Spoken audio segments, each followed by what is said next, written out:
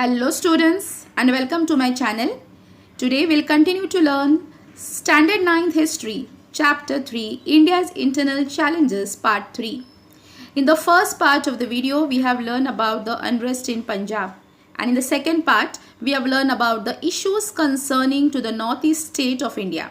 So in this last part of the video, we'll continue to learn about the internal challenges like Naxalism, communalism and regionalism.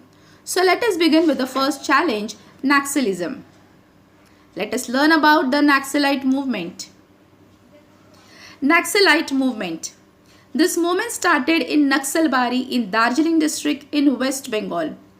The Naxalites organized the small land holding farmers and land laborers and took charge of their lands, put up red flags and declared that area as a free territory in 1967. All those movements that got inspiration from this rebellion are called Naxalite movements. So as it is mentioned on the slide that in a place called as a Naxalbari in Darjeeling district in West Bengal, the landless laborers of Naxalbari who mainly worked upon the tea plantations and on the large estate from centuries, they had been exploited by the landlords and the moneylenders. But on 25th March 1967, intensely irritated by the exploitation of the landlords, the landless laborer across the village got together. They got organized. They were rose in rebellion against the moneylenders and against the landlords. They got organized and they took charge of their lands and put up the red flag as a symbol of a free territory on all the lands. Now this condition or this incident which took place of exploitation done against the land laborer, it was not only in the case of the people, landless laborer of Naxalbari, but this condition was been experienced by many landless laborer throughout India, in many states of India. So after this incident of Naxalbari, the protest or the rebellion of the people of Naxalbari, many people throughout India got inspiration from this rebellion. Rebellion means an act of armed resistance which is done against a government or an authority. So people who got inspiration from this rebellion of Naxalbari, this movement came to be called as the Naxalite movement. The movement had the objective of establishing action committees to raise a voice against the exploitation of the farmers by the landlords and confiscate the lands of the landlords and distribute among the tenants. Later, the movement strayed away from its objectives. It took recourse to terrorism to prevent any government schemes and welfare policies from reaching the common people. The Naxalites started a parallel system by rejecting the democratic system. This made Naxalism a serious challenge to India's internal security. So, initially when this movement was started, that is the Naxalite movement or the action committee, their main aim or objective was to fight against all the exploitation which were done against the farmer by the landlords and the moneylenders. The main aim was to confiscate the land. Confiscate means to take the land from the landlords and to distribute the land equally among the tenants. Now tenants are those people who occupy the land or properties which are rented from the landlords. Those are called as the tenants. Now this tenant did not have their own land. So the main aim of this action committee was to take the land from the landlords and to distribute equally among the tenants. Initially it was functioning very good. This action commission was functioning quite good. Later on they strayed away. That means they changed their path. They took the path of terrorism to fulfill their demands. It took a recourse to terrorism. They started using the terrorist method to fulfill their demands. And also they started their own parallel system of governing. That is, they started their own governing system against the government of our nation. They did not allow any type of development program. Wherever the government was trying to implement some schemes for the development or to start a welfare policies, these people used to make an obstacle. And they took such a type of step that such a welfare policies or government scheme would not reach the common people. So this way the Naxalism, it became a serious challenge or obstacle in the development, and also it caused the threat to the India's internal security. This movement was mainly located in West Bengal. Later, the movement spread to East Godavari in Andhra Pradesh, parts of Vishakhapatnam, Karimnagar in Telangana, Alidabad, Bastar, Rajnandangao and Sukma in Chhattisgarh, Gadchiroli, Bhandara and parts of Chandrapur in Maharashtra, Balaghat and Mandala in Madhya Pradesh and Korapur in Odisha. In order to maintain their influence, the Naxalites established an organization called People's Liberation Guerrilla Army, that is PLGA. This conflict is still going on. So as we know that this Naxalite movement started in West Bengal. Later on, after this incidents of the Naxalism, many people throughout India, wherever the exploitation against the landless laborers were done, this state got inspired by the incident of Naxalbari. And then Naxalite movement or Naxalism, it got influence in many states of India. Later on, now this Naxalism, they wanted to maintain their influence, and for that purpose they had established their own army system, which was called to be as a PLGA, that is People Liberation Guerrilla Army. Now Naxalite movement was more active in the tribal areas. Now though the government took and is at present also taking the efforts to stop this movement, but still even at the present situation, this Naxalism or Naxalite movement is creating a challenge to the government. Let us learn about the next challenge, and that is communalism. Communalism is a serious threat to the unity of our country. Communalism emerges out of a narrow religious pride. The British sowed the seeds of communalism in our country. People of different religions have happily lived together since many centuries. There is nothing wrong in people of different religions living together in a country while being duly proud of their own religion. But when this pride becomes excessive, then it turns into bigotry. Each one of them begins to consider their religion superior and others inferior. This led to religious fanaticism.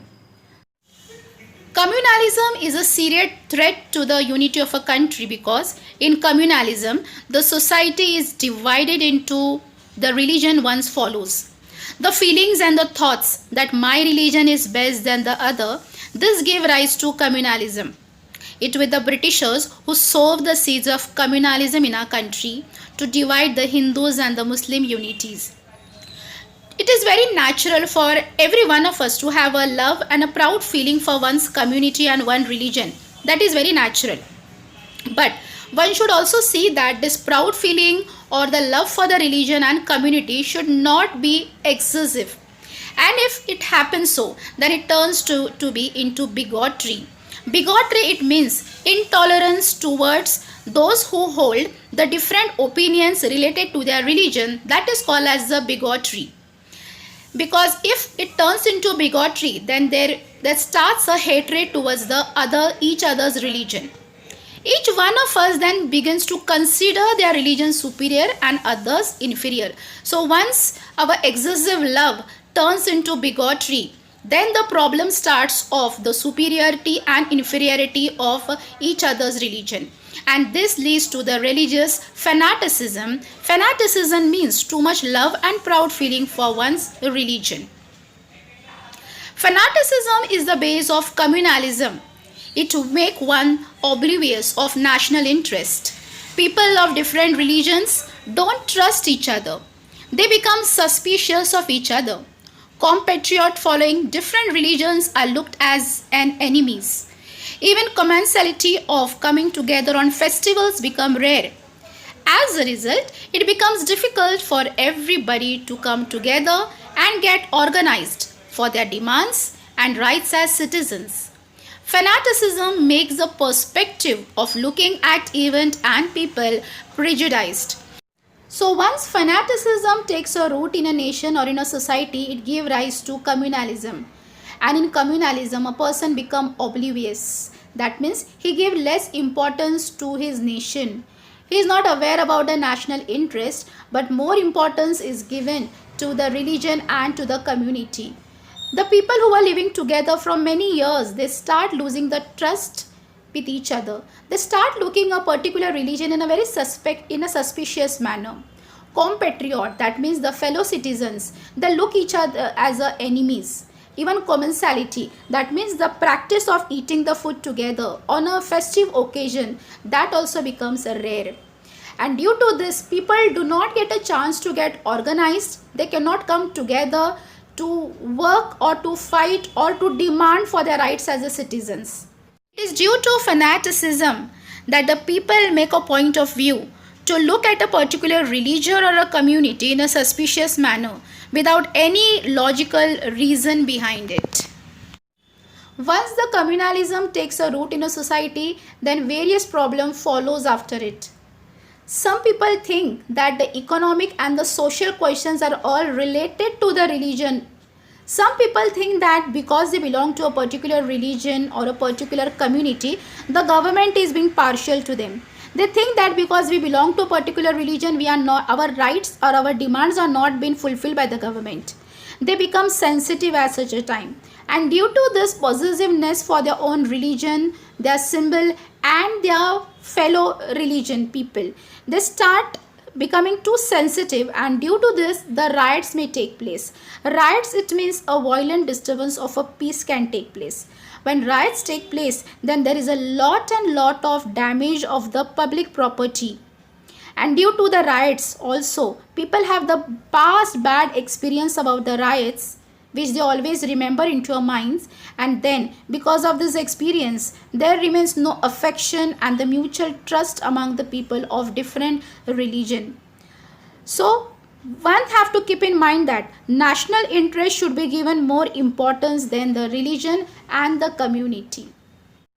To fight against communalism, trust is necessary amongst the people of different religion, because if there is no trust among the people of different religion, then the nation cannot be built. The economic and social problem should not mixed with religion. No comparison should be made on difference in the standard of people based upon the religion to what they belong to. If any problem exists in a society, then that should be solved logically. Let us learn about the next challenge for the Indian security, and that is regionalism. Regionalism, it means having an excessive pride for one's region. As learned earlier in communalism, we have learned that having an excessive pride for one's religion gives rise to communalism. In the same manner, having an excessive proud feeling for one's region, that is, it's called regionalism. And people have a proud feeling to say that I belong to a particular region. This gives rise to regionalism. Having a love for one's province or a region, it's very natural, but when it goes in a excess, or when it becomes the excessive pride feeling comes out, then it gives rise to regionalism. Regionalism becomes stronger when there is an imbalance in the development. Now, after the independence, many of the states like Maharashtra, Gujarat, Punjab and Tamil Nadu, they got developed economically and industrially. And many of the states like Odisha, Bihar and Assam, they did not make a lot of development economically, neither industrially. Now, due to the economic development, there are many opportunities for the developed state to give the education and culture and other cultural benefits to them, and the opportunity of getting job is also very high for these people. But those states which are not developed till now, they do not get any opportunities for the development. They always remain backward, you can say, and they are harassed by the problems of education, backwardness and unemployment. And these states which remain undeveloped, they think that they are being cheated and they are being kept away from the benefits of the development. Because of this, the understanding between the states is been broken, and this has a negative impact upon the national unity of our nation. Regionalism can affect both the developed as well as the undeveloped state of our nation. Now, the people who belong to the developed state, they begin to think that they are superior in all the ways to the undeveloped state of a nation. Like the people who belong to the states of Maharashtra, Gujarat, Punjab and Tamil Nadu, they feel they are superior to other undeveloped states of the nation. They do not want to share any of the development or the benefits with the backward states of a nation like Assam, Odisha or Bihar.